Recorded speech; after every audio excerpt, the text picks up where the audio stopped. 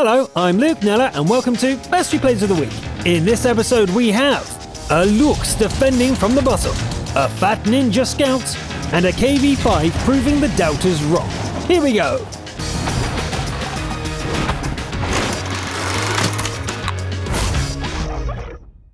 Let's kick things off with a replay from Cold 7, a sniper from the American servers. The sniper arrives on the fiery Salient, taking command of a German Leopard 8. Cold 7 sprints to a fire position and opens the match with a dead-eye shot from 430 meters. That sets the tone for the early part of the match. The sniper engages targets at extreme range, falling back when fired upon. A couple of opponents try to close the distance, but they all die in the attempt. A significant enemy force shows up to contest the central plane. This leaves their sides exposed to the sniper, who makes the best of the opportunity. There's one more at the back. Visible or not, your time is up. This side of the map is clear, and the hunter goes looking for more targets.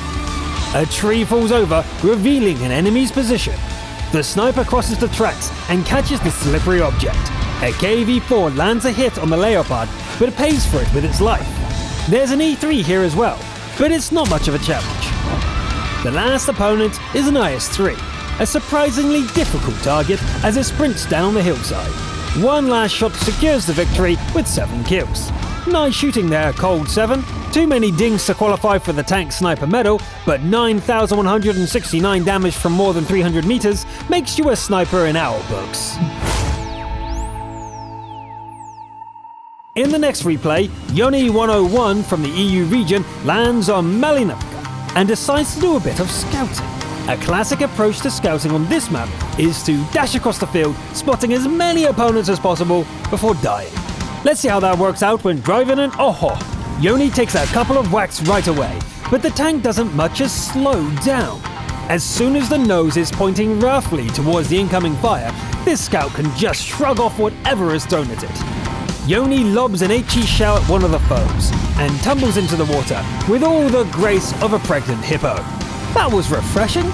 Now, how about those enemies? This is a scout replay, remember? Watch how the Oho sneaks up on a Yaktiga like a ninja.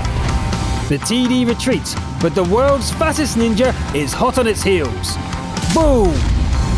The AMX CDC has the good sense to run, but there's no escape from Yorobi. Boom!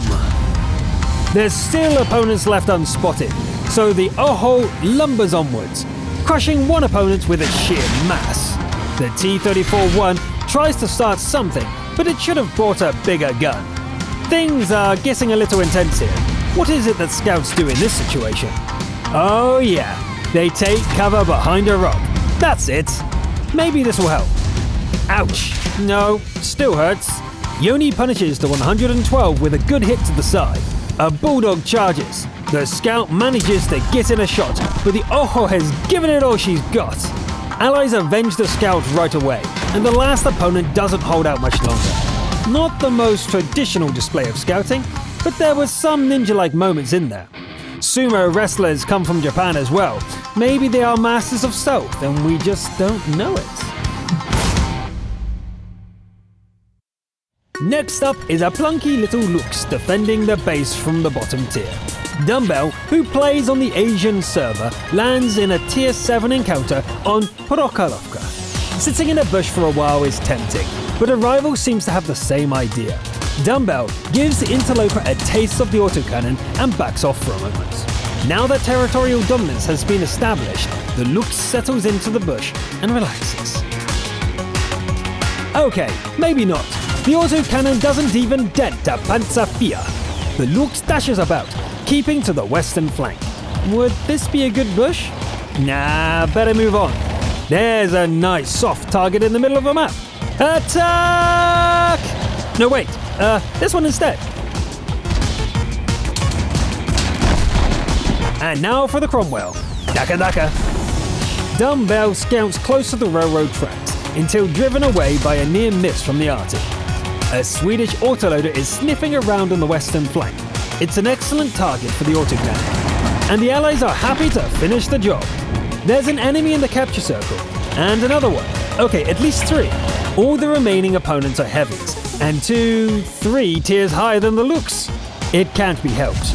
Nobody else is in a position to defend. Here goes. Daka Daka Tog. The reload is ready, and an FV-304 eats a whole belt of ammo. It's not quite enough for a kill, unfortunately.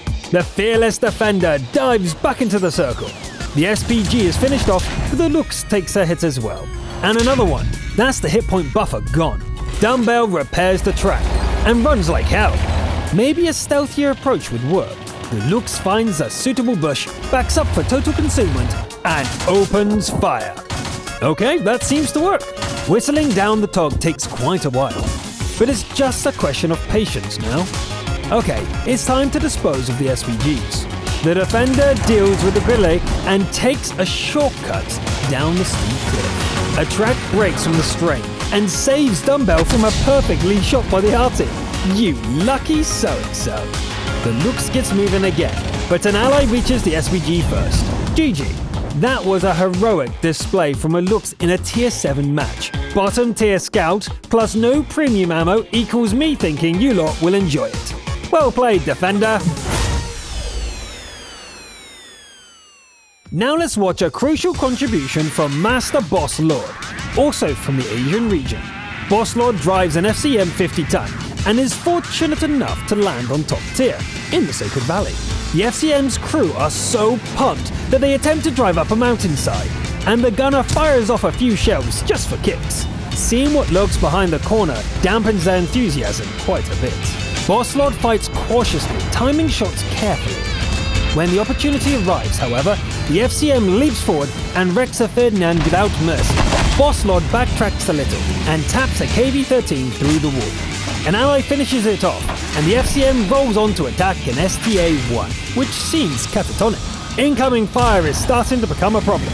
So Boss Lord pushes forward, like a boss. Kills a Russian, Like a boss. Gets shot, Like a boss. Doesn't drop, Like a boss. Dodges fire, Like a boss. much admire, Like a boss. Yeah, I got it. The FCM's armor means nothing to an OE, but that's alright. Boss Lord has no intention of getting hit. 3 more to go, all of them identical German heavies.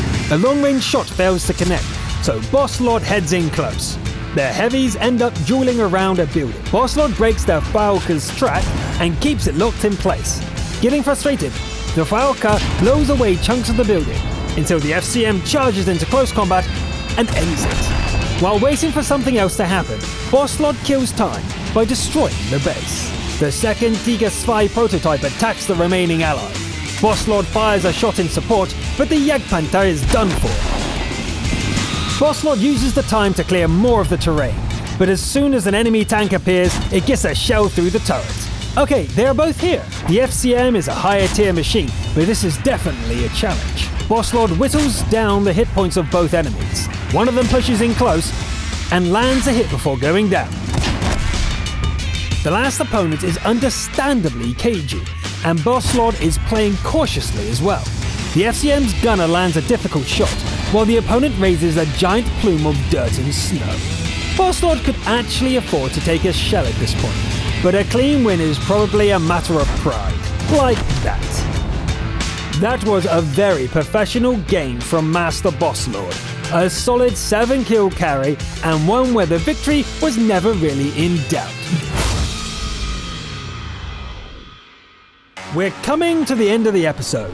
This time the finale is a selfless Confederate game from the European servers. Rocket Blaster rolls out in a KV-5, ending up in a Tier 9 battle on the Fiery Salient. The KV rolls east, climbs the hill, and pauses for a moment. Here we go. A snapshot connects with the Speerpanzer 1C and the Allies finish it off. Good start. There is a heavy enemy presence here, but the KV-5 plows into them, utterly fearless. The Tier 9 med is done for, and Rocket Blaster turns to face a Chiri and a Tiger Spy. Another ram, and another wrecked medium tank.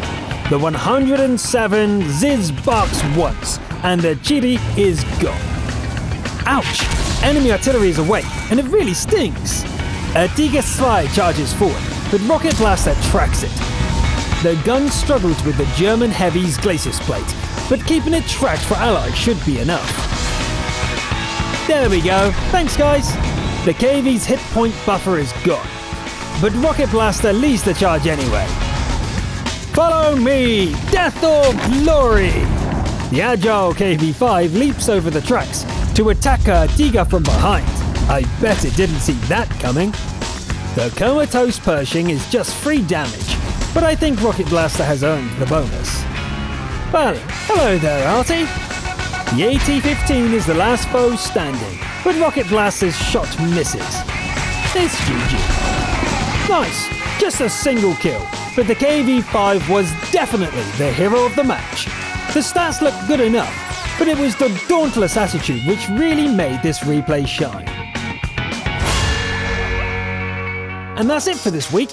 I'm not much of a rapper, but maybe it's time to Waffenträger again, this time with better pronunciation. I'm Luke Nella, thanks for watching, and I'll see you next time.